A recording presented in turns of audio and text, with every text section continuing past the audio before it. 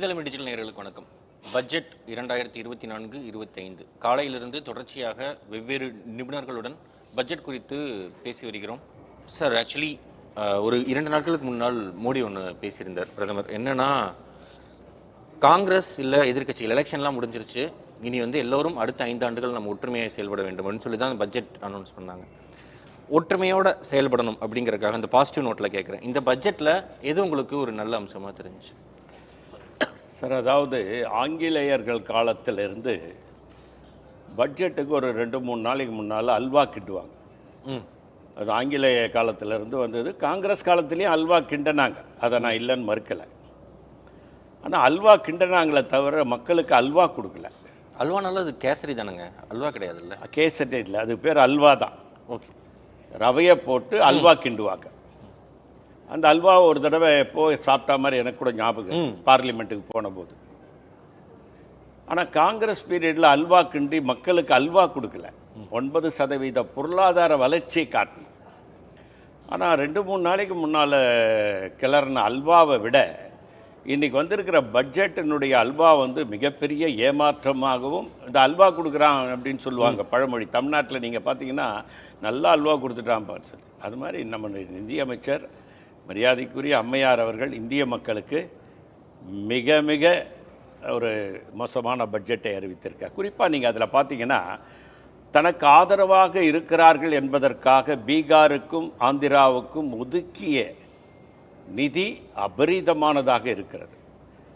எனக்கு தெரிந்து திரு சந்திரபாபு நாயுடு அவர்கள் 1 லட்சம் கோடி அமராவதியை உருவாக்குவதற்கு கேட்டிருக்கிறார். அதற்கு முதல் தவணையாக 15,000 கோடியை ஒதுக்கியிருக்கிறார்கள். பீகாரிலே சொல்லப்படாட்டியும் ஸ்பெஷலாக தான் கவனிக்கப்பட்டிருக்காங்க. ஆமாம், பீகாரில் அணைகள் கட்டுறதுக்கு, சாலைகள் மேம்படுத்துவதற்கு, இதுக்கெல்லாம் சேர்த்து 26,000 கோடியை அவர்கள் எதிர்பார்க்காத தொகையை ஒதுக்கியிருக்கிறார். எலெக்ஷன் இருக்குது. தமிழகத்தில் நிறைய திட்டங்கள் அப்படியே இருக்குது. நீங்கள் இங்கே ஒன்றும் இல்லை, நீங்கள் இந்த கிண்டியிலேருந்து போரூர் தாண்டிடுங்க, பெரிய ப்ராப்ளமாக இருக்குது. அது ஏன் நிற்கிதுன்னு கேட்டால், தமிழக அரசாங்கம் சொல்கிறதுனுடைய காரணம் என்னென்னா, இதுவரையில் தமிழக அரசு 12,000 கோடி தன் நிதியிலிருந்து ஒதுக்கியிருக்கிறோம் என்ற ஒரு கருத்தை அமைச்சர் ஒருவர் என்னிடத்தில் சொன்னார். சரி, மத்திய அரசாங்கம் மெட்ரோ ரயில் திட்டத்தை ஜப்பானிடம் கடன் பெற்று தான் அதை பண்ணுறாங்க.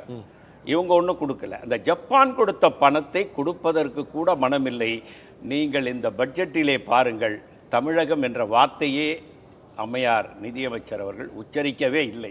திருக்குறள் கூட இல்லைன்னு நினைக்கிறேன். இதுக்கு முன்னாடி வரைக்கும் அதே மாதிரி இதுவரையில் பட்ஜெட் ஆரம்பித்து தமிழகத்தை சேர்ந்தவங்க தான் நிறைய பேர் நிதியமைச்சராக இருந்திருக்காங்க. சண்முக செட்டியார் என்பவர் முதல் நிதியமைச்சர். இந்தியா சுதந்திரம் அடைந்த போது மிகப்பெரிய ஸ்காலர் அவர் தான் அந்த திருக்குறளை சொல்லி முதல் பட்ஜெட்டை ஆரம்பித்து வச்சவர். அதனால் அந்த திருக்குறள் வழக்கமாக இருந்ததை இன்றைக்கு திருக்குறள் கூட சொல்லக்கூடாது என்று சொல்லுகின்ற அளவில் தமிழர்கள் மீது காழ்ப்புணர்ச்சியோடு இந்த பட்ஜெட் அறிவிக்கப்பட்டிருக்கிறது என்ற குற்றச்சாட்டை நான் வைக்க விரும்புகிறேன். தமிழர்களும் காழ்ப்புணர்ச்சியோடு பாஜக ஓட்டு போடாமல் இருக்காங்களேன்னு அவங்க எடுத்துக்கலாம்ல. அதாவதுங்க, ஜனநாயகத்தில் என்பது என்னன்னா, ஓட்டு போட்ட மக்களுக்கும் அவர் தான் பிரதமர், ஓட்டு போடாத மக்களுக்கும் நிதியமைச்சர் அம்மையார் நிர்மலா சீதாராமன் தான். ஓட்டு போட்டவங்க ஓட்டு போடாதவங்கன்னு மத்திய அரசாங்கம் பார்க்கவே கூடாது. எல்லோருக்குமான பிரதமர், எல்லோருக்குமான நிதியமைச்சர், எல்லோருக்குமானவராக அவங்க இருக்கணுமே தவிர, ஓட்டு போடலைன்றதுக்காக அந்த மக்களை புறக்கணிப்பது என்பது நிச்சயமாக வரலாற்று பிழை.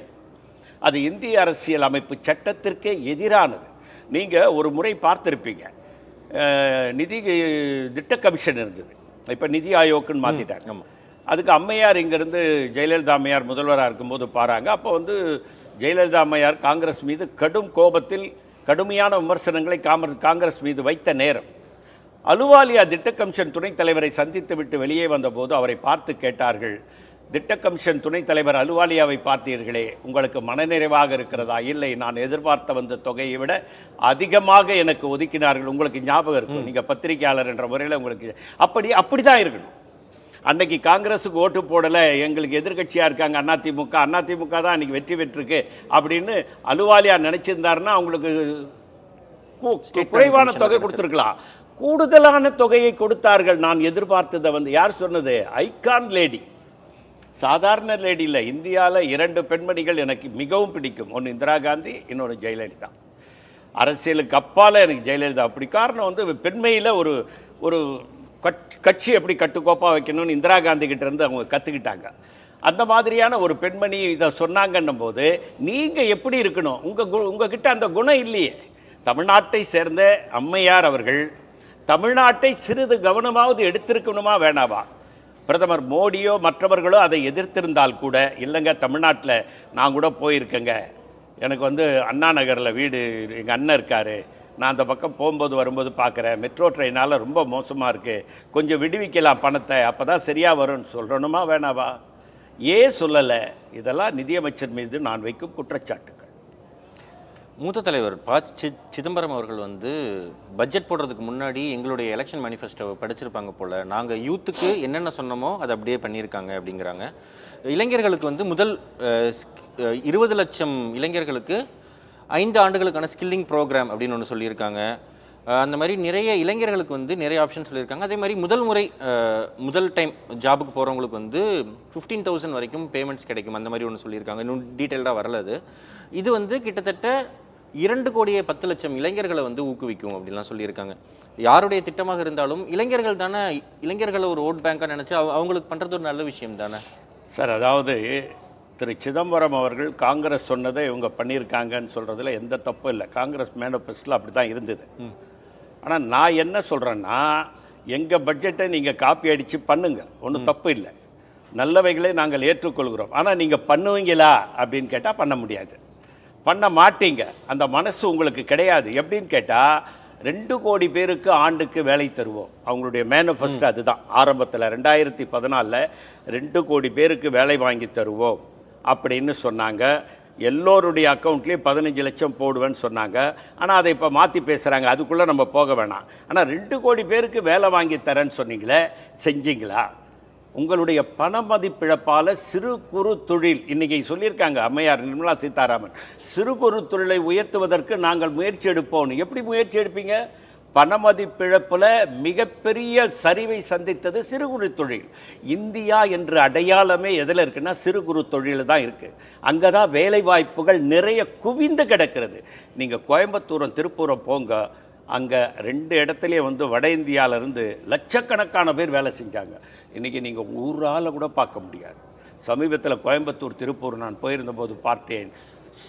சாரையாக வட இந்திய மக்கள் இருந்த அந்த காட்சி போய் இன்றைக்கு நம்ம ஆளுங்களுக்கு கூட வேலை இல்லை. பனியன் கம்பெனி அதிலெல்லாம் வேலையே இல்லை. சிறு குறு தொழில் முற்றிலுமாக முடக்கப்பட்டவுடன் வேலை வாய்ப்பில் மிகப்பெரிய மோசமான நிலை. சிறு குறு தொழிலுக்கு காங்கிரஸ் அரசாங்கம் கடனை வாரி வாரி கொடுத்தது, அவர்களிடம் திரும்பவும் பெற்றார்கள். அந்த சிறு குறு தொழில் என்னைக்கு விழுந்ததோ அன்றைக்கி இந்தியா விழுந்துடுச்சு. இவங்க சொல்கிறாங்க சும்மாங்காட்டி 6% பொருளாதார வளர்ச்சி நாங்கள் காட்டுறோம், ஜிடிபின்னு சொல்லுவாங்க, காட்டுறேன்னு சொல்கிறாங்க. நான் கேட்குறேன், இல்லையே உலக பொருளாதார புள்ளி மையம் என்ன சொல்கிறாங்க? 2.5% தான் இங்கே ஜிடிபி இருக்குது. மன்மோகன் சிங் ஆட்சி காலத்தில் தான் 9% ஜிடிபி காட்ட முடிந்தது இந்தியாவாலன்னு சொல்கிறாங்கன்னா, நீங்கள் எங்கெங்கே கோட்டை விட்டிங்கன்னா பணமதிப்பிழப்பு ஒன்று, வேலை இல்லாத திண்டாட்டம் ஒன்று. அம்மையார் ஒரு நல்ல ஜோக்கு பண்ணியிருக்காங்க, நான் பார்த்தேன் டிவியில். விலைவாசியை குறைத்திருக்கிறாங்களா? என்னங்க இது? இதை விட இந்த ஆண்டினுடைய பெரிய ஜோக்கு எதுவுமே இருக்க முடியாது. அம்மையார் அவர்கள் தமிழகத்தை சேர்ந்தவர்கள், நான் பணிவோடு அவருக்கு தெரிவித்துக் கொள்வேன். இந்த மாதிரியெல்லாம் சொல்லாதீங்க, தவறெல்லாம். விலைவாசி என்னங்க விண்ணை முட்டி நிற்கிறது. என்ன விலை என்ன, பருப்பு விலை என்ன, வெங்காய விலை என்ன, தக்காளி இன்றைக்கும் 100 ரூபாயை தாண்டி விற்கிறது. இதுக்கெல்லாம் மேலே நீங்கள் பார்த்தீங்கன்னா தங்கம் விலை எந்த அளவுக்கு உயர்ந்து கொண்டிருக்கிறது. ஒரு ஏழை குடியானவனுடைய பெண்ணுக்கு திருமணம் செய்யணுன்னா கூட 5 சவரம் நகையும், பெண்ணுக்கு வந்து ஒரு பையனுக்கு 1 சவரமோ 6 சவரம் போடணுன்னா இன்றைக்கி 4 லட்ச ரூபா வேணுங்க. எங்கெங்கே போவான் அவன்?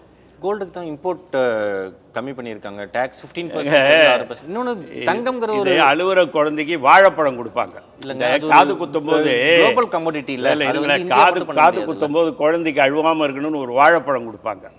இது அந்த வாழைப்பழத்தை விட மோசமான ஒரு பட்ஜெட்டை இவங்க சமர்ப்பித்திருக்கிறாங்க.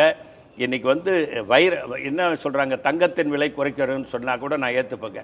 வைரம் வைடூரியம் எந்த ஏழைங்க? 65% அடித்தட்டு மக்களாக இருக்கக்கூடிய இந்தியாவில் 35% தான் வைரம் வைடூரியம் வாங்குறா. சார் உங்கள் வீட்டில் வைரம் இல்லை, என் வீட்டில் வைரம் இல்லை சார், தங்கம் இருக்குது, நான் இல்லைன்னு மறுக்கலை. உங்கள் வீட்டில் தங்கம் இருக்குது, நான் இல்லைன்னு மறுக்கலை. ஆனால் வைரம் வைடூரியம் உங்கள் வீட்டில் இருக்குதா, என் வீட்டில் கிடையாது சார். உங்கள் வீட்டில் இருக்கான்னு எனக்கு தெரியாது. அதை குறைக்கிறதுனால என்ன பிரயோஜனம்? அது வெறும் பெரிய பணக்காரர்கள், அவங்க தான் வைரம் வைடூரியம் வச்சுருக்காங்க. அதை போய் குறைக்கிறதுல எந்த பிரயோஜனமும் இல்லை. தங்கத்தை மட்டும் நாங்கள் குறைக்கிறோம், பாதி விலைக்கு கொண்டாடுறேன்னு சொல்லியிருந்தா கூட நான் அம்மையாரை நம்முடைய புதிய யுகன் டிவியில் சல்யூட் அடித்து பாராட்டியிருப்பேன். நீங்கள் வைரம் வைடூரியத்தில் சேர்த்துக்கிட்டதுனால நீங்கள் பணக்காரர்களுக்கான ஒரு பட்ஜெட்டாக தான் நீங்கள் இதை அறிவித்திருக்கிறீங்கன்னு நான் சொல்ல விரும்புகிறேன். ஆனால் கோல்டு ஒரு குளோபல் இதுதானே, உலகம் முழுக்கவே தங்கம் விலை ஏறிட்டு தானே இருக்குது சார். துபாயிலேருந்து ஏன் சார் தங்கத்தை இங்கே கடத்திக்கிட்டு வராங்க? சரி, அது அங்கே விலை கம்மியாக இருக்குதுன்னு தானே. இதை விட கொஞ்சம் கம்மிங்க, பாதி விலை கிடையாது. ஐயா இருங்களேன், நான் ஒன்று சொல்கிறேன். துபாயிலேருந்து பாதி விலை கூட இல்லைங்க, ₹1 கம்மியாக இருக்கா இல்லையா? ஏன் துபாயில் கம்மியாக விற்கும்போது, அமெரிக்காவில் கம்மியாக விற்கும்போது ஏன் இந்தியாவில் அந்த விலைக்கு விற்க முடியாது? ஏன் துபாயிலேருந்து கடத்திக்கிட்டு வராங்க? அப்போ இங்கே விலை கூடுதலாக கிடைக்கிறது, அங்கே விலை குறைவாக கிடைக்கிறது. அதனால் நீங்கள் ஏன் துபாய் மார்க்கெட்டினுடைய விலையை வைங்களேன், இங்கே பார்ப்போம். ஏன் வைக்க மறுக்கிறீங்க? நீங்கள் ஒன்றும் வேணாங்க, பெட்ரோலினுடைய விலை, கச்சா எண்ணெய் $30 கீழே போச்சு. $30 கீழே. இதை விட ஒரு பெரிய விஷயம், சில நாடுகள் கூவி கூவி பணமே இப்போ கொடுக்க வேணாம், கச்சா எண்ணெயை கொடுக்குறோம் என்றெல்லாம் சொன்னாங்க. அதெல்லாம் வாங்கிட்டு இவங்க ₹100 ₹110 கீழே டீசலை பெட்ரோலை குறைக்கவே இல்லை, ₹100 கீழே டீசலை குறைக்கல. அதனுடைய வருமானத்தை அரசாங்கம் பார்த்தது. எங்களுடைய நிதியமைச்சராக இருந்த திரு சிதம்பரம் அவர்கள் ஒரு கேள்வி கேட்டார். உங்களுக்கு $30 கச்சா எண்ணெய் கிடைத்தது, எங்களுக்கு $144 நாங்கள் வாங்கி ₹75 பெட்ரோல் கொடுத்தோம். உலக பத்திரிகையாளர் சந்திப்பிலங்க திரு மன்மோகன் சிங் ஒரு அருமையான கருத்தை சொன்னார். உலகத்தினுடைய மிகப்பெரிய பொருளாதார மேதை, இதை நான் சொல்லலை, அமெரிக்க அதிபர் ஒபாமா சொன்னார். எனக்கு பொருளாதாரத்தில் சந்தேகம் வந்தால் நான் கேட்கக்கூடிய ஒரே ஒரு மனிதர் மன்மோகன் சிங் என்று சொன்னார். அந்த மன்மோகன் சிங் சொன்னார், ₹75 மேல் பெட்ரோல் விலையை ஏற்றினோம் என்று சொன்னால் இந்திய பொருளாதாரம் அடுத்தல பாதாளத்தில் போய்டும், எனக்கு தெரியும், வேறு வகையில் நாங்கள் சம்பாத்தியம் பண்ணிப்போம் அப்படின்னு சொன்ன அந்த வரலாறு இருக்குது. ஆனால் நீங்கள் என்ன பண்ணீங்க? உங்களுக்கு வந்த அந்த கம்மியான கச்சா எண்ணெய் விலை கிடைத்தது கூட அதனுடைய பலனை மக்களுக்கு கொடுக்காமல் நீங்கள் அனுபவித்தீர்கள். அவர் சொன்னார், 27 லட்சம் கோடி ரூபாய் உங்களுக்கு அதில் வந்திருக்கு. அது எங்கன்னு கேட்டபோது நம்முடைய அம்மையார் நிதியமைச்சர் அவர்கள் செந்தில் கவுண்டமணி காமெடி மாதிரி அதுதான் இதுதான் அதுன்னு சொன்னாங்க பார்லிமெண்ட்டில். எவ்வளோ பெரிய அநியாயங்க இது! மக்களுக்கான அரசாங்கமாக இது இருக்குதா? எதையாவது சொல்லுங்கள் பார்ப்போம். பெட்ரோல் டீசல் விலையை $30 கிடைக்கும் போதுங்க ₹50 பெட்ரோலோ ₹40 டீசலும் கொடுத்துருக்கலாம் சார். இன்னொரு விஷயம் எல்லோரும் சமூக வலைதளங்களில் குறிப்பாக சொல்லிக்கிட்டு இருக்கிறது சேமிப்பு. ஓல்டு ரெஜிம் அப்படின்னு ஒன்று இருந்துச்சு, அதில் தான் சேமிப்பு அப்படிங்கிறது எல்லாத்துக்குமே இருக்கும். பாஜக ஆட்சியில் நியூ ரெஜிம்னு ஒன்று கொண்டு வந்திருந்தாங்க, அதில் பெருசாக நீங்கள் சேமிக்க தேவையில்லை அப்படின்ட்டு. இந்த முறையுமே அந்த புதிய வரிச்சலுகை இருங்களுக்கு தான் எக்ஸ்ட்ரா சலுகை எல்லாம் கொடுக்குறாங்க. அப்போது சேமிப்பு அப்படிங்கிற பழக்கம் வேண்டாம் அப்படின்னு மத்திய அரசு நினைக்குதா இப்போ இருக்கிற மத்திய அரசு? சார், அந்த பணமதிப்பு இழப்பு கொண்டாந்ததே சேமிப்புன்றதே போயிடுது.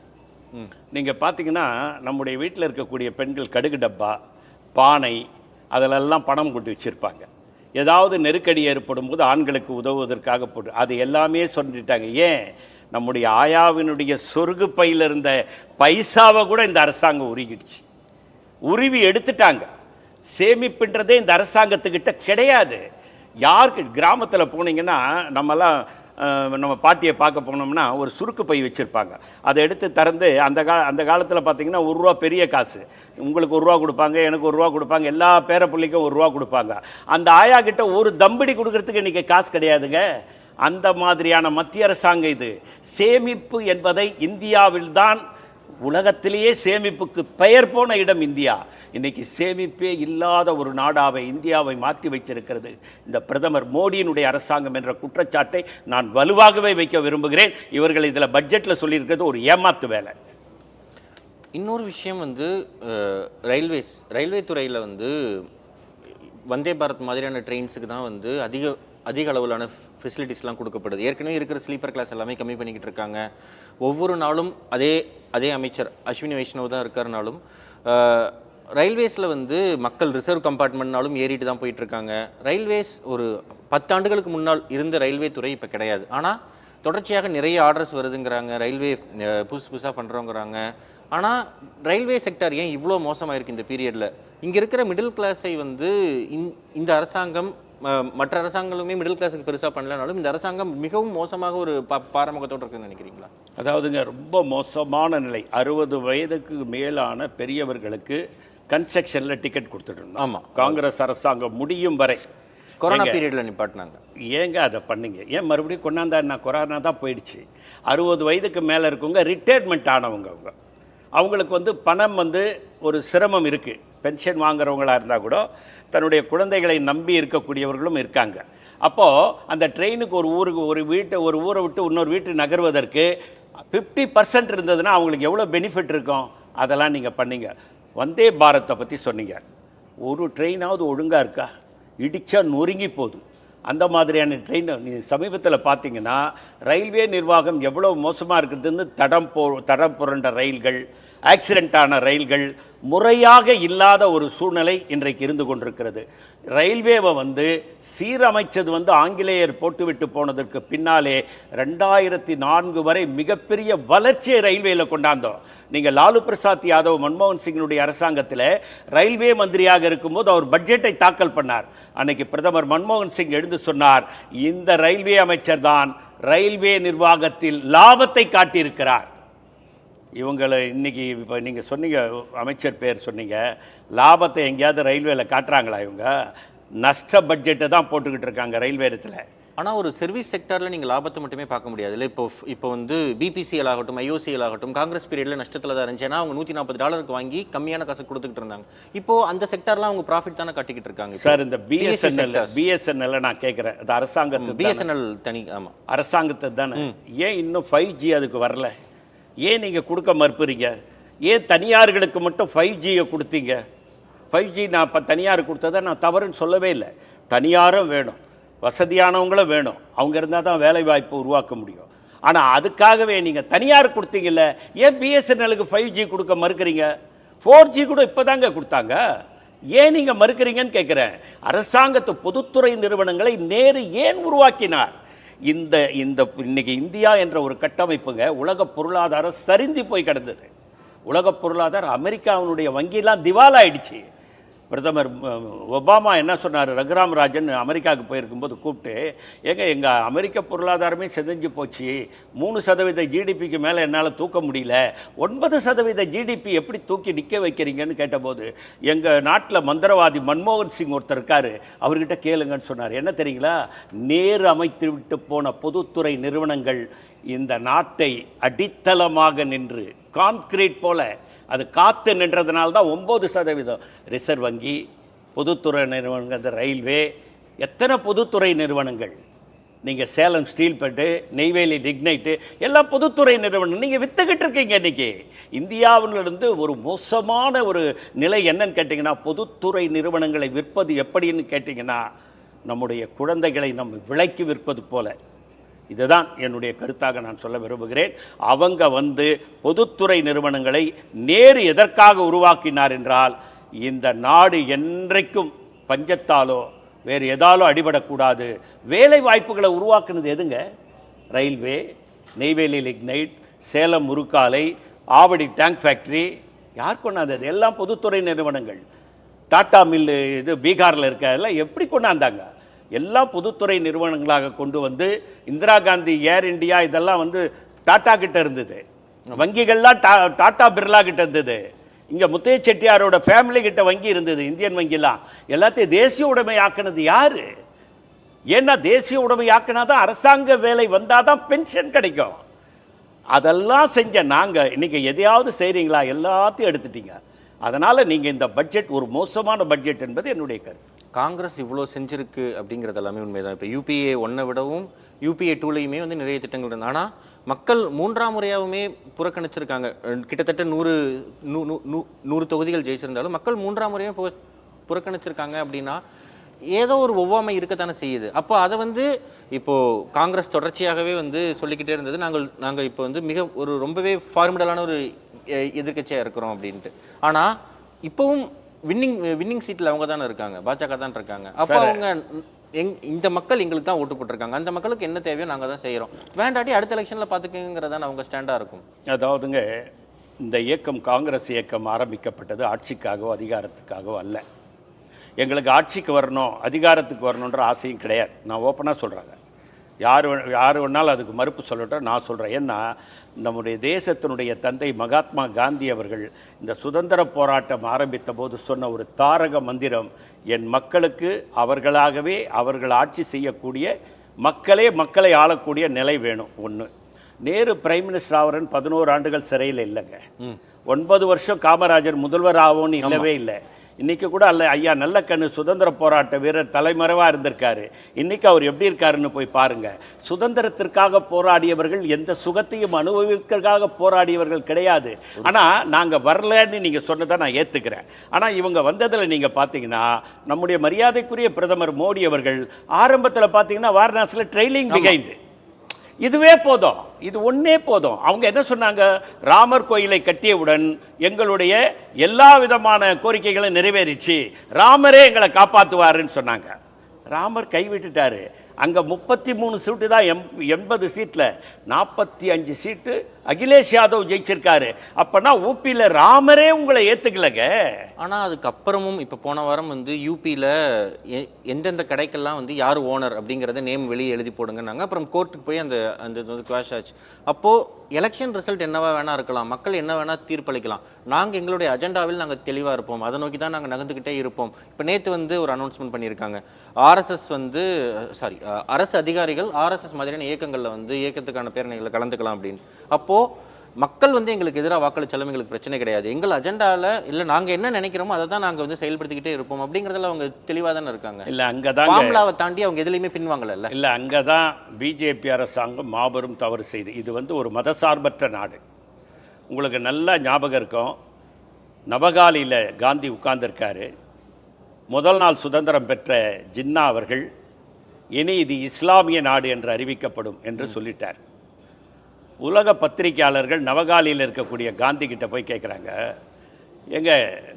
நீ ஜின்னா வந்து இஸ்லாமிய நாடுன்னு அறிவிச்சிட்டார், நீங்கள் நாளைக்கு இந்து நாடுன்னு அறிவிப்பீங்களான்னு கேட்டார். காந்தி சொன்னார், அதை பாருங்க, என் பக்கத்தில் ஒருத்தன் உட்கார்ந்துருக்கான், கான் அப்துல் கபார் கான், எல்லை காந்தி. அவன் அல்லா அல்லா என்று சொல்வதை நான் அன்போடு கேட்டுக்கொண்டிருக்கிறேன், நான் ராமா ராமா என்று சொல்வதை அவன் ஆசையோடு கேட்கிறான், நான் எப்படி இந்து நாடு என்று அறிவிப்பேன் என்று சொன்னார். ஆனால் காந்திக்கு எதிரான கொள்கைகளை இந்த அரசாங்கம் செய்து கொண்டிருக்கிறது. ஒரு தேச தந்தையை அவமானப்படுத்திய உலக நாட்டு வரலாற்றிலேயே இந்தியா தான் முதலில். அந்த ஆர்எஸ்எஸ் யாரு? காந்தியை சுட்டுக் கொன்ற கோட்சே ஆர்எஸ்எஸ்ஸை சேர்ந்தவர். அதில் போய் சேரலாம் என்று இன்றைக்கு பிஜேபி சொல்வது எப்படின்னா, இந்த தேசத்தை அவமானப்படுத்துவது, அரசியலமைப்பு சட்டத்தை அவமானப்படுத்துவது, ஏன் இந்த தேசத்தினுடைய தந்தை காந்தியையே அவமானப்படுத்துவது, ஏன் எல்லாவற்றுக்கும் மேலாக இந்திய மக்களை அவமானப்படுத்துகிறார்கள். காந்தியவே உலகம் வந்து காந்தி படம் வந்ததுக்கு அப்புறம் தான் எல்லாத்துக்குமே தெரிய ஆரம்பிச்சிச்சுன்னே மோடி அவர்கள் சொல்லியிருக்காரு. சார், இது எவ்வளோ பெரிய அறியாமை சார், இது எவ்வளோ பெரிய அறியாமை சார். நீங்கள், நான் கொஞ்சம் வயசானவன், நீங்கள் யங் மேன், உங்களுக்கு காந்தியை பற்றி படம் வந்ததுக்கப்புறம் தான் தெரியுமா சார்? நான் உங்களை கேட்குறேன் சார், வேறு யாரையும் கூட கேட்கல. காந்தி என்றவர் நம்ம பாடக புத்தகத்தில் படிச்சிருக்கோம். இந்த தேசத்தினுடைய தந்தை எப்படிப்பட்ட மனிதர். மகா பெரியவரை போய் ஒரு நாள் கேட்குறாங்க, ஐயா இந்த உலகத்திலேயே வீரத்துறவி யாருன்னு கேட்குறாங்க. மகா பெரியவர் சங்கராச்சாரியார் சொல்கிறாரு, இந்த உலகத்திலேயே நான் பார்த்ததிலேயே மிகப்பெரிய வீரத்துறவி நான் கூட கிடையாது, இந்த தேசத்தினுடைய தந்தை மகாத்மா காந்தின்னு சொன்னார்.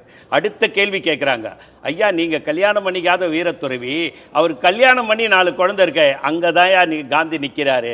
கல்யாணம் பண்ணி 4 குழந்தை பெற்றதுக்கப்புறம் இல்வாழ்க்கையிலிருந்து ஒதுங்கி நான் புனிதனாக வாழப்போகிறேன் என்று இந்த நாட்டு மக்களுக்காக தன் மனைவியும் அர்ப்பணித்தான் பார், அவன் தான் வீரத்துறவி. இது யார் சொன்னது? காஞ்சி மகா பெரியவர் சொன்னது. இதை நான் வந்து ஒரு சாதாரண ஆள் சொல்ல, காஞ்சி மகா பெரியவர் இந்தியா முழுவதும் போற்றப்படக்கூடிய மாமனிதர். அவர் சொன்ன வார்த்தை இந்த தேச தந்தை மகாத்மா காந்தியை பற்றி. அவரை போற்றி புகழக்கூடிய நீங்கள் காந்தியை ஏளனமாக பார்க்கிறீர்கள். இன்றைக்கும் காந்தி சுடப்படுகிறார். ஒரு பெண், நீங்கள் பார்த்திருப்பீர்கள், அவர் படத்தை வைத்து சுடுகிறார். அதிலே சிவப்பு கலர் மை வருகிறது. கைத்தட்டி கொண்டாடுகிறார்கள், இனிப்பு வழங்கி கொண்டாடுகிறார்கள். என்ன நாடு இது? இதை நீங்கள் அனுமதிக்கலாமா? இது நடக்கலாமா இந்த நாட்டில்? வெற்றி தோல்வி என்பது சகஜம். ஆட்சிக்கு வர வேண்டும் என்று காங்கிரஸ், நல்ல ஆட்சி யார் கொடுத்தாலும் ஆண்டு விட்டு போகணும் என்று நினைக்கக்கூடிய மனம் உள்ளவர்கள் தான் காந்தி வழி வந்த நாங்கள். நீங்கள் ஆளுங்கள், ஆனால் மக்களுக்கு அநீதி இழைக்காதீர்கள். ஆர்எஸ்எஸ்ஸிலே அரசு அதிகாரிகள் போய் சேரலாம் என்பது மிகப்பெரிய அபத்தம். மீண்டும் வாபஸ் வாங்க வேண்டும் என்று நான் கேட்டுக்கொள்கிறேன். டேக்ஸ் பெனிஃபிட்ஸ்க்கு மறுபடியும் வருவோம். அதில் இந்த முறை வந்து கஸ்டம்ஸ் டியூட்டியில் நிறைய சேஞ்சஸ் கொண்டு வந்திருக்காங்க. இப்போ வந்து கேன்சர் மெடிசன்ஸ்க்கு எல்லாமே வந்து ஃபுல்லி எக்ஸம்ட் பண்ணியிருக்காங்க கஸ்டம் டியூட்டியிலிருந்து. அதே மாதிரி தங்கத்துக்கு சொன்ன மாதிரியே மொபைல் ஃபோன் இண்டஸ்ட்ரிக்குமே வந்து ஒரு 15% வரைக்கும் டிடக்ஷன் பண்ணியிருக்காங்க. மீன்களுக்கான பிசிடி அப்படிங்கிறது டிடக்ஷன் பண்ணியிருக்காங்க. ரயில்வேஸ் மாதிரியான விஷயங்களில் டிடக்ஷன் இல்லை அப்படின்னாலும் தங்கம், இளைஞர்கள் நிறைய பயன்படுத்தக்கூடிய மொபைல் மாதிரியான விஷயங்களில் ஒரு டிடக்ஷன் இருக்குது. கேன்சர் மெடிசன்ஸில் டிடக்ஷன் இருக்குது, ஒரு எக்ஸம்ட் இருக்குது. அப்படிங்கிறது ஒரு சின்ன விதமான ஒரு ஆறுதல் தானே சார்? இது வந்து பேப்பரில் நீங்கள் இந்த பேப்பரில் சக்கரைன்னு எழுதிட்டு நக்கனா இனிக்காது. அவங்க பேப்பரில் சக்கரைன்னு எழுதி வச்சுட்டு நக்குன்றாங்க. சர்க்கரையை வாயில் போட்டால் தான் இனிக்கும். இது எல்லாமே பேப்பரில் எழுதுன சர்க்கரை ஒன்று. ரெண்டாவது மெடிக்கல் லைனை நீங்கள் சொன்னீங்க. நான் கேட்குறேன், இங்கே எய்ம்ஸ் மருத்துவமனைன்னு ஒன்று அடிக்கல் நாட்டு போனீங்க. 2009 அடிக்கல் நாட்டிங்க. 5 செங்கல் தான் அங்கே வச்சிருக்கிறீங்க. என்ன மெடிக்கலில் பெரிய சாதனை? இன்னைக்கு இந்தியாவிலேயேங்க, ஏன் உலகத்திலேயே நம்பர் 1 மருத்துவத்துறை தமிழகத்தில் தான் இருக்குதுன்னு யாருமே மறுக்க முடியாது. துபாயிலிருந்து, அரேபியன் கண்ட்ரீஸிலிருந்து, ஐரோப்பிய நாடுகளிலிருந்து சென்னையை நோக்கி வருகிறார்கள். ஒரு வட இந்தியரை புதிய தலைமுறையில் தான் நீங்கள் பேட்டி எடுத்தீங்க. அந்த வட இந்தியர் சொல்கிறாரு, நீங்கள் இங்கே வந்திருக்கிறீங்களே, நீங்கள் எப்படி நினைக்கிறீங்க? இங்கே உணவுப் பொருள் நல்லா கிடைக்குது, எல்லாத்த விட எங்களுக்கு மருத்துவம் நன்றாக இருக்கிறது, ஃப்ரீயாக பார்க்கிறார்கள், மாத்திரை ஃப்ரீயாக கொடுக்கிறார்கள். ஆனால் எங்கள் அப்படி கிடையாது. போவோம், எழுதி கொடுத்துருவாங்க, மாத்திரையை நாங்கள் வெளியில் வாங்கிக்கணும். அதே மாதிரிங்க குழந்தைகளுக்கு மிக சிறந்த ட்ரீட்மெண்ட் எங்கே கொடுக்குறாங்கன்னா இங்கே. நீங்கள் இந்நேரம் எய்ம்ஸ் இங்கே கட்டியிருக்கணும்ல, தமிழகத்துக்கு பணத்தை ஒதுக்கியிருக்கணும்ல, மெட்ரோ ரயிலுக்கு ஒதுக்கியிருக்கணும்ல, சுகாதாரத்துக்கு அதிகமாக ஒதுக்கியிருக்கணும்ல. நீங்கள் ஆட்சி நீடிக்கணும் என்பதற்காக பீகாருக்கும் ஆந்திராவுக்கும் வாரி வழங்குங்கன்னா நீங்கள் ஒரு செல்ஃபிஷ்ன்னு சொல்கிறேன், நீங்கள் ஒரு சுயநலவாதிகள்னு சொல்கிறேன். இந்த மத்திய அரசாங்கத்தை நடத்தக்கூடிய அத்தனை பேரும் சுயநலவாதிகள் என்ற குற்றச்சாட்டை நான் காங்கிரஸ் சார்பாக வைக்க விரும்புகிறேன். விவசாயிகளுக்கு இந்த முறை நிறைய ஸ்கீம்ஸ் சொல்லியிருந்தாங்க. நீங்கள் சொன்ன மாதிரி எல்லாமே பேப்பரில் தான் இருக்குது, இன்னும் நடைமுறைப்படுத்தணும் அப்படிங்கிறது ஓகே தான். ஆனால்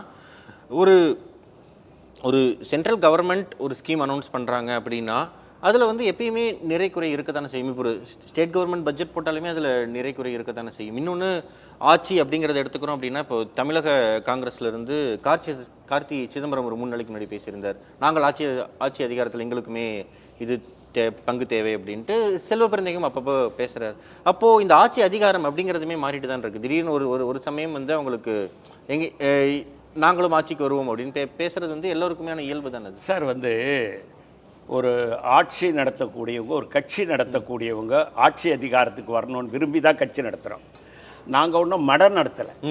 மடம் நடத்தினா என்ன பண்ணுவோம்? சாயந்தரம் காலட்சேபம் பண்ணிவிட்டு புண்டல் சுழியாவரை கொடுத்து அனுப்பிடுவோம். கட்சி நடத்துறது எப்படின்னா ஆட்சி அதிகாரத்துக்காக தான் கட்சி நடத்துகிறோம்.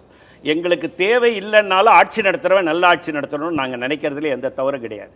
நீங்கள் இப்போ விவசாயத்துறையை சொன்னீங்க. விவசாயத்துறைக்கு நீங்கள் 2014 உங்கள் பட்ஜெட்டில் சொன்னது விவசாயிகளுடைய வருமானத்தை இரட்டிப்பாக்குவோம், சுவாமிநாதன் கமிஷனுடைய எல்லா பரிந்துரைகளையும் அமல்படுத்துவோம். இந்த நிமிடம் வரைக்கும் ஒன்றும் பண்ணலை. விவசாயிகள் கூப்பிடும் தூரத்தில் பிரதமர் வீடு இருந்து கூட 2 ஆண்டுகள் பனி மழை குளிரில் காஞ்சி செத்து கிட்டத்தட்ட 1000 விவசாயிகள் செத்தார்கள். இதை விட மிகப்பெரிய கொடுமை, ஒரு அமைச்சருடைய மகன் விவசாயிகள் மீது காரை ஏற்றிக்கொண்ட வரலாறு உலக வரலாற்றில் எங்கேயும் பதிவு செய்யப்படாத வரலாறு. எவ்வளோ கொடுமை இந்த விவசாயிகள் இன்னும் அனுபவித்துக் கொண்டிருக்கிறார்கள். விவசாயிகளுக்கு நீங்கள் பஞ்சாபில் இருக்கக்கூடிய விவசாயிகளுக்கு மட்டும்தான் சொல்கிறாங்க, இல்லை, இந்தியா முழுமைக்கும் உள்ள விவசாயிகள் போனாங்க. ஐயா கண்ணுன்னு நம்ம விவசாயிகள், ஒரு விவசாயி ஒருத்தர் இருக்கார் திருச்சியில், அவர் அட்வொகேட். அவர் போய் மோடி ஐயா எங்களை கொஞ்சம் பாருங்க ஐயான்னு கிட்டத்தட்ட 7-8 மாதம் நடு ரோட்லேயே கிடந்தாருங்க. பெண்கள் ஆண்கள் என்று இருந்தாங்க. ஒரே ஒரு நாள் அவங்கள கூப்பிட்டு பேச வேணாவா? இந்த நாட்டினுடைய பிரஜைகள் தானே அவங்க. விவசாயிகள் யார்? காந்தி என்ன சொன்னார்? இந்த நாட்டினுடைய ஆன்மா கிராமங்களில் விவசாயிகளிடம் வாழுகிறது. காரணம் என்னன்னா, அவன் சேத்தில் கால் வைத்தால் தான் நீங்கள் உணவில் கை வைக்க முடியும். இதை சொன்னவர் இந்த தேசத்தினுடைய தந்தை காந்தி. ஆனால் நீங்கள் அந்த விவசாயிகளை கொடுமைப்படுத்தீர்கள் இன்ன வரைக்கும். நீங்கள் ஆதார விலையை ஏற்றித்தரணும்னு சொன்னீங்க, நீங்கள் இது வரைக்கும் ஏற்றி கொடுத்தீங்களா? ஏதாவது பண்ணீங்களா? அரசாங்கம் நெல் கொள்முதல் பண்ணுதா? பண்ணலையே. இன்றைக்கி இருக்கக்கூடியவங்க நெல்லெல்லாம் தேக்கமாக இருக்குது. தமிழ்நாட்டில் மட்டும்தாங்க. நான் காங்கிரஸ்காரனாக இருந்தாலும் ஏன் தமிழ்நாட்டை மட்டும் சொல்கிறேன்னா, இன்றைக்கு திராவிட முன்னேற்ற கழகத்தினுடைய முதலமைச்சராக இருக்கக்கூடிய ஸ்டாலின் மிக சிறப்பான ஆட்சியை இந்தியாவில் இருக்கக்கூடிய முதல்வர்களே நம்பர் 1 முதல்வராக ஆட்சி நடத்துகிறார். மருத்துவம், விவசாயம் எல்லாம். மெட்ரோ ட்ரெயினுக்கு 12,000 கோடி என்பது ஒரு பெரிய தொகைங்க. அதை ஒதுக்கி பண்ணுறாங்க. இந்த பட்ஜெட்லேயும் ஒதுக்கலை. இப்போ மாநில அரசாங்கம் தான் ஒதுக்கி பண்ணணும். இதுக்கு இடையில் என்ன பண்ணிட்டாங்க, கோயம்புத்தூர், மதுரையில் வேற மெட்ரோ ட்ரெயின் போடுறேன்னு ஆரம்பிச்சிட்டாங்க. எவ்வளோ பெரிய சுமைங்க. உங்களுக்கு ஆதரவு கொடுத்த, நாளைக்கு ஸ்டாலின் உங்களுக்கு ஆதரவு கொடுத்தாங்க, பீகார் மாதிரியும் ஆந்திரா மாதிரியும் நீங்கள் பண்ணுவீங்க. அது என்ன மாதிரி பொருத்தமற்ற ஒரு வாதமாக இல்லையா? அது நிதியமைச்சர் என்பவர் யார்? பிரதமர் என்பவர் யார்? எல்லோருக்குமான பிரதமர், எல்லோருக்குமான நிதியமைச்சர், எல்லா மாநிலத்துக்குமான நிதியமைச்சராக நீங்கள் இருக்கணும். நான் ஜெயலலிதாமாவை அதான் சுட்டி காட்டினேன். எவ்வளோ பெருந்தன்மையாக வெளியே வந்து சொன்னாங்க. நான் எதிர்பார்த்து வந்ததை விட நீங்கள் ஒன்றுமே ஒதுக்கலையே. நீங்கள் தமிழகத்தை சேர்ந்தவர், நிதியமைச்சராக இருந்து இப்படி செய்கிறீங்களே, எந்த வகையில் நியாயம் என்று நான் வேதனையோடு கேட்க விரும்புகிறேன். நாம் ஒரு நாட்டுக்காக தான் எல்லாமே பார்க்குறோம். இந்தியாவில் இருக்கிற மக்கள் எல்லோரும் ஒன்று எல்லாமே தான் நம்ம சொல்கிறோம். இன்னொரு பக்கம் கர்நாடகாவில் அதே காங்கிரஸ் தான் வந்து என்னென்ன விதமான இது பண்ண முடியுமோ பண்ணிக்கிட்டு இருக்காங்க. அணை கட்டுறதுல ஆரம்பித்து அதுக்கான தண்ணீர் தரமாட்டோம்னு தொடர்ச்சியாக டிகேஎஸும் சரி சித்தராமையும் பேசிக்கிட்டு இருக்காங்க. போன வாரம் வந்து கர்நாடகத்தில் கன்னடிகா மட்டும்தான் 70% ஒதுக்கணும்னாங்க. கர்நாடகத்தில் இருக்கிற பெங்களூரில் வந்து ஐடி செக்டார் எல்லாரும் தான் வேலை பார்த்துட்டு இருக்காங்க. தமிழ்நாட்டிலேருந்து அத்தனை பேர் எல்லாரும் சேர்ந்தனால தான் அங்கே பெங்களூர் சிலிக்கான் வேலைங்கிறதே வந்துச்சு. அதே மாதிரி இப்போது 18 ஹவர்ஸ் ஜாப்லாம் சொல்கிறாங்க.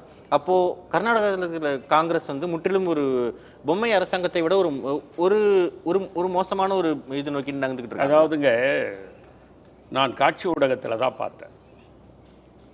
சித்தராமையா, சிவகுமாரெல்லாம் கொஞ்சம் ஓரளவுக்கு பெரிய பழக்கம் இல்லைனாலும் அவங்களோட பேசுகிற அளவுக்கு கர்நாடகாவுக்கு போனால் எனக்கு சித்தராமையா சொல்கிறாரு, என்னுடைய பேச்சு தவறுதலாக புரிந்து கொள்ளப்பட்டது. நான் வந்து கர்நாடகத்திற்கு மட்டும் முன்னுரிமைன்னு அந்த மாதிரி பொருள்பட நான் சொல்லவில்லை. கர்நாடகத்துக்கு முன்னுரிமை அளிக்கப்படும் அப்படின்னு சொன்னேன். அது தவறுதலாக பொருள் கொள்ளப்பட்டு காட்சி ஊடகங்களிலும் பத்திரிகைகளும் தவறாக வந்து விட்டதுன்னு சொன்னார். தண்ணியை பற்றி சொன்னீங்க. தண்ணி எப்படின்னா, இப்போ கூட சிவகுமார், டிகே சிவகுமார் சொல்லியிருக்காரு, தண்ணீர் திறந்து விட போகிறோம், ஒழுங்காற்று குழு வந்து எங்களுக்கு ஆணையிட்டுடுச்சு, அதுபடி நாங்கள் செய்வோம் அப்படின்னு சொல்லியிருக்காங்க. ஆனால் இதுக்கு முன்னால் பார்த்தீங்கன்னா, நம்ம கர்நாடகாவில் ஆந்திர முதல்வராக இருந்தபோது, இவர் பேர் மறந்து போச்சு எனக்கு, எடியூரப்பாவுக்கு முன்னால் ஒருத்தர் இருந்தார். காங்கிரஸுக்கு வந்து மறுபடியும் பிஜேபிக்கு போனார். பொம்மை இருந்தார். இப்போ பொம்மை இல்லை, பொம்மைக்கு முன்னால் ஒருத்தர் இருந்தார். அவர் இடையில காங்கிரஸுக்கு வந்து எம்எல்ஏ சீட்டு கொடுக்கலன்னு வந்தார். வந்து மறுபடியும் பிஜேபிக்கே போயிட்டார். அவர் 9 டிஎம்சி தண்ணி விடணும்னு ஒழுங்காற்றை குழு அமைச்சது முடியாதுன்னு சொன்னார்.